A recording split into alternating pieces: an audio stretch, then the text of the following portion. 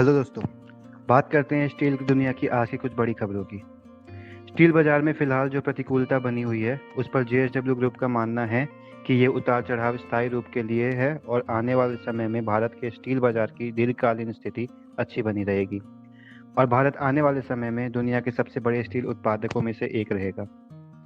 Tata steel ने Australia की mining company BHP के साथ एक एमओयू यानी कि मेमोरेंडम ऑफ अंडरस्टैंडिंग साइन किया है और उसके तहत दोनों कंपनीज एक साथ मिलकर स्टील मेकिंग की ऐसी टेक्नोलॉजीज पर काम करेंगी जिनसे कार्बन के एमिशंस कम हो। इस इनिशिएटिव से भारत के 2070 तक कार्बन न्यूट्रल होने के सपने को पूरा होने में भी मदद मिलेगी। ऐसे ही भारत की एक और बड़ी स्टील निर्माता कंपनी जेएसडब्ल्यू स्टील ने अपने डीकार्बनाइजेशन के लक्ष्य को प्राप्त करने के लिए यूएस के बॉस्टन कंसल्टिंग ग्रुप के साथ पार्टनरशिप की है।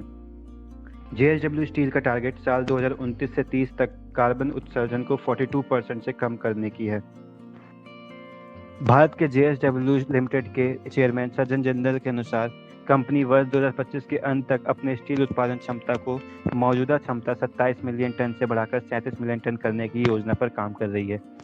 घरेलू स्टील की कीमत फिलहाल इंपोर्टेड प्राइस से अच्छी खासी ऊपर है क्योंकि चाइना से शिपमेंट्स में लगातार देरी होती जा रही है क्योंकि चाइनीज मिलों के उत्पादन में तेज गिरावट आई है।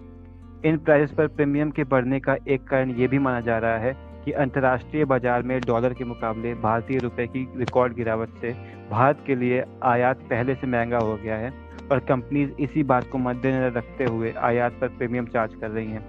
लेकिन एक्सपर्ट्स का मानना है कि ये प्रीमियम प्राइसेस ज़्यादा देर तक नहीं लागू रहेंगी क्योंकि रशिया कम दाम में स्टील अवेलेबल करा रहा है।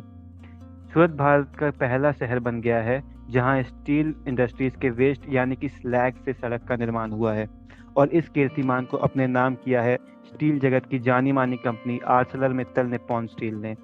भारत के राज्य स्टील मिनिस्टर फग्गन सिंह कुलस्ते ने बुधवार को लोकसभा में बताया कि भारत के स्टील का एक्सपोर्ट वित्तीय वर्ष 2022 में 13.49 मिलियन टन रहा, जो कि वित्तीय वर्ष 2021 के एक्सपोर्ट 10.78 मिलियन टन से 25% ज़्यादा है।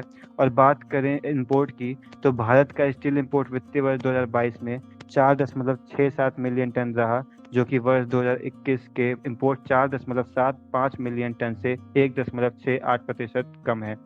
और भारत के यूनियन बजट 2022-23 में स्टील स्क्रैप पर बेसिक कस्टम ड्यूटी को 31 मार्च 2023 तक की छूट दी गई है।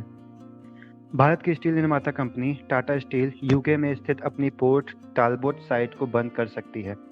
मीडिया की खबरों के मुताबिक टाटा स्टील 2 सालों से यूके गवर्नमेंट से कंपनी की स्टील मेकिंग को ग्रीन स्टील मेकिंग बनाने के लिए लगातार बात कर रही है।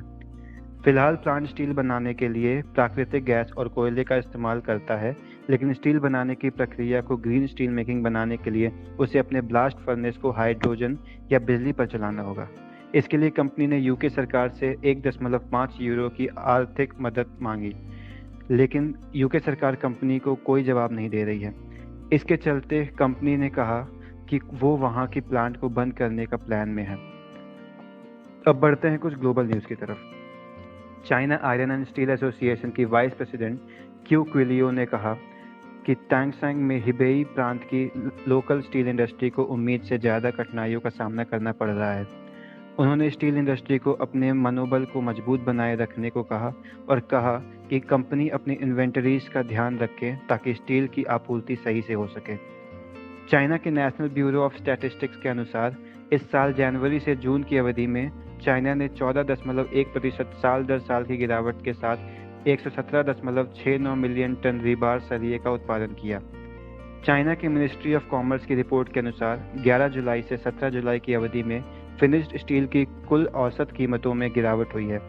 इस अवधि में हॉट रोल्ड स्टील स्ट्रिप की औसत कीमत में 6.5% की गिरावट हुई और रीबार सरिये की औसत कीमत में 5.7% की गिरावट दर्ज की गई।